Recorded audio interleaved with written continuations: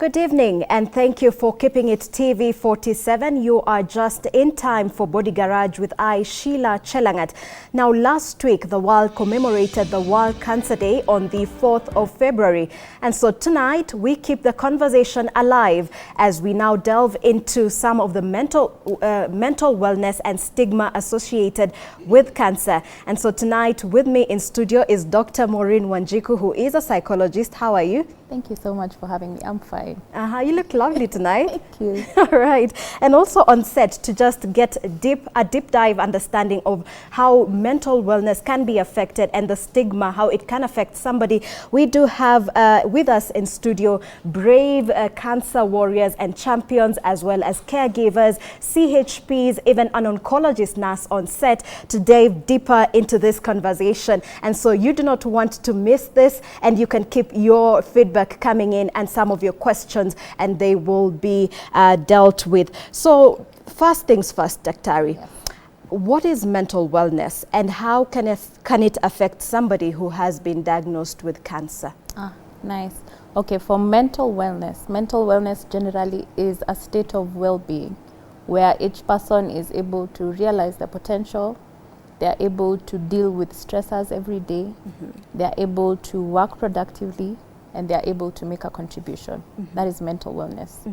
But now when it comes to cancer patients or cancer survivors, it can really affect their mental wellness or their psychological well-being.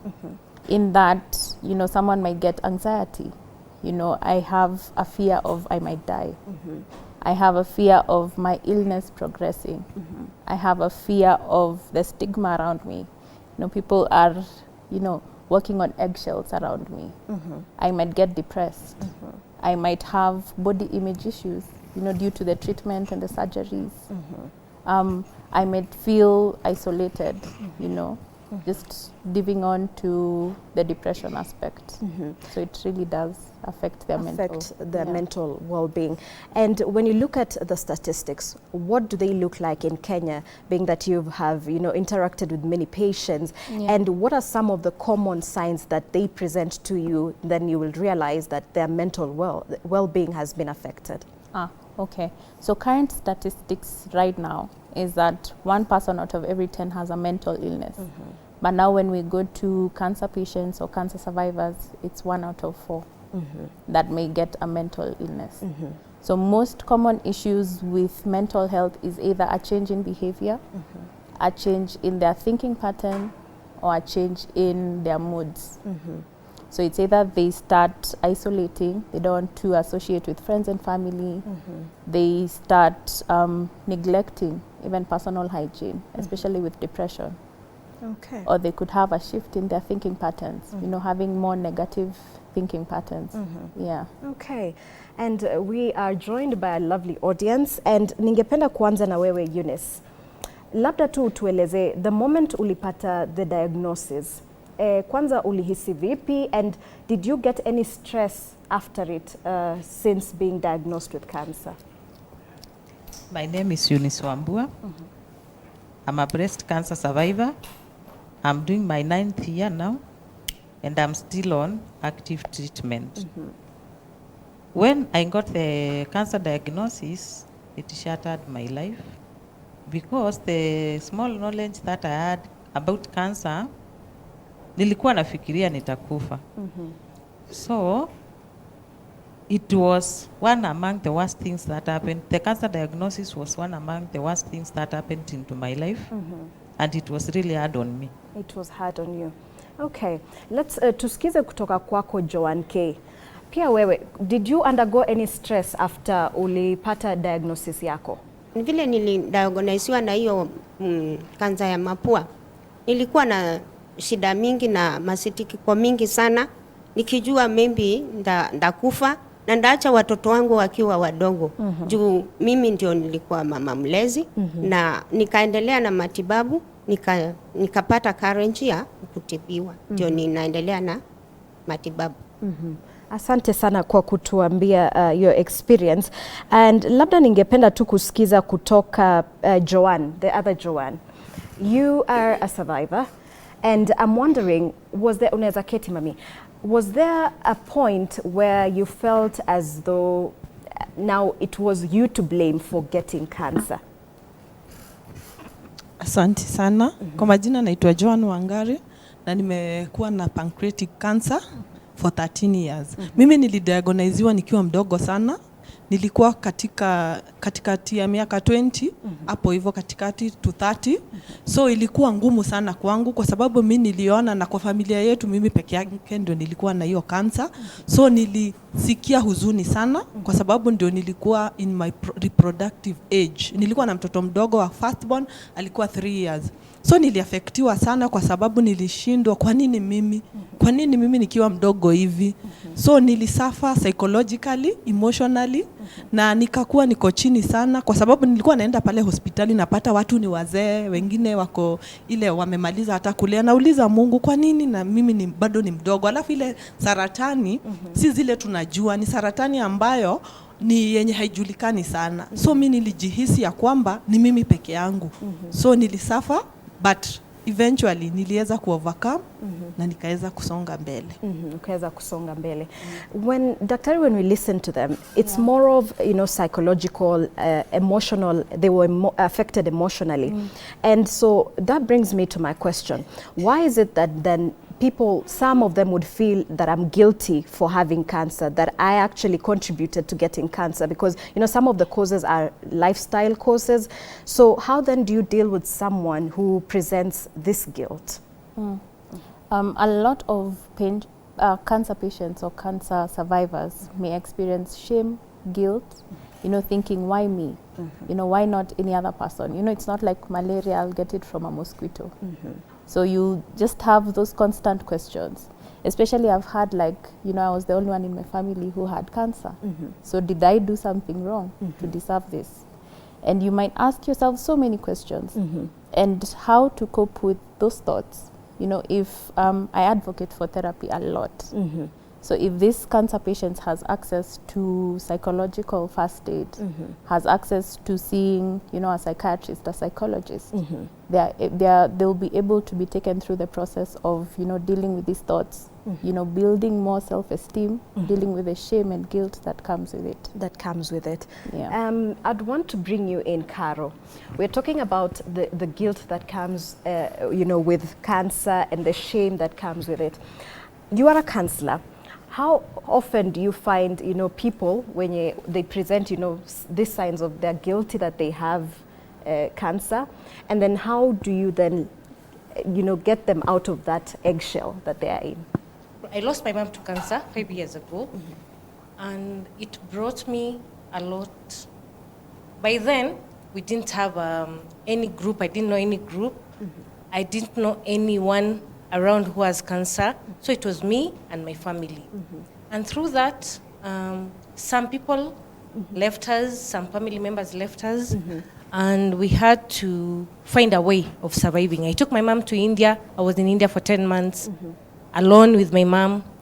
Her face was, let me say, she had to be, we came back after her face after the surgery, and what I went through made me come back and learnt a lot, because I was alone. No one took me through the mental aspect of it. No one took me through counseling and everything.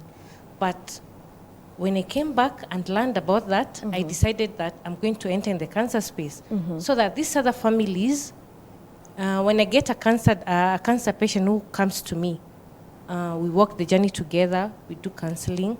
And through that, I came and joined a group that deals with fitness, which is good for mental wellness. I think that Tari can talk about it. Whereby you get the cancer patients, maybe some have been done mastectomy, some have been done some surgeries, so that when they come in this space of physical fitness, they work out. Once you get out of your house, you come in the gym, you work out, maybe you do skipping, you do tummy trimmers, you do weightlifting, at least to get your body and you get a change, you feel relaxed. So by that, I formed a group whereby I'm a member of Skuma Wellness, and in the Skuma Wellness, we do have space for the cancer patients. They come in for workout for free.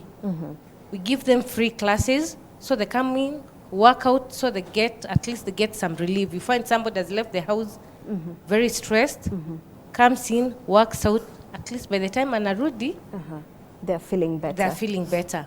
Yes. Okay. At this point, I want to bring you in, Samuel. You are an oncology nurse, and you on a daily basis, you interact with some of the cancer patients.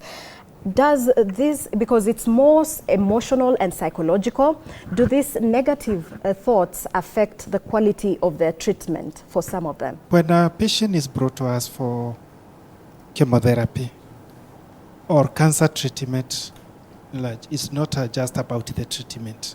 It entails a lot to do with the holistic approach when you are dealing with that patient. For instance, treatment, it just deals with the physical bit of it. But when it comes to psychological care or mental care, it's very paramount for that person even to do the follow-up of the treatment and complete the schedule of the treatment as prescribed. When it comes to treatment of cancer, it's very costly. A lot of them suffer financial toxicity. It reaches a point whereby patient doesn't even know where they'll get the money for that treatment. So as caregivers, it reaches a point whereby we are also human beings. Yes. We get affected to this, whereby, for sure, you have a patient who can get cured if that person gets the treatment on time. But due to other aspects surrounding the treatment, you find they get delayed, and along the way, the disease sometimes even progresses. Okay.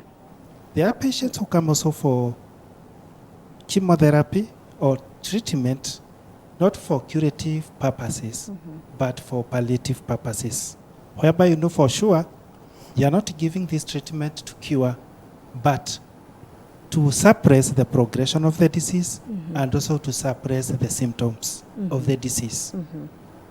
So you find at that time, so many questions comes in from the family members and even from the patient. Am I going to be okay? And that's the first question the patient will ask. That is the first question, that yes. Will I be okay? Will I be okay? Because they know very well. They have been told by the oncologist or wrote the prescription, your disease has progressed from this stage to this disease. Yes. This stage. So it requires the intervention of the multidisciplinary team, whereby an oncologist comes in, psychologist comes in, nutritionist comes in, and even sometimes the physiotherapist. For instance, you may have somebody, maybe if it's a cancer of a limb or as a cancer which is affecting physical functioning of that patient, you may need a physiotherapist to come in and help that person regain the function of the body. So you raise quite an important aspect. Thank you very much, Samuel, of, will I be okay? And Daktari, I would like you to answer that after our short commercial break. When we will be back, we'll talk more on this particular issue. But first, let's take a look at the myths and facts of the day.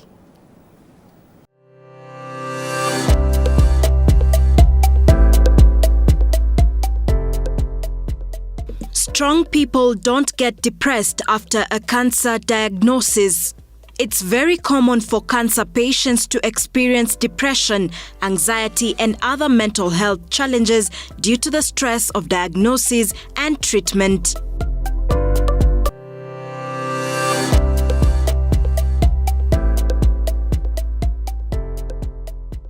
Talking about your feelings will make things worse. Sharing emotions with loved ones, therapists, or support groups can be a healthy coping mechanism and improve mental well-being.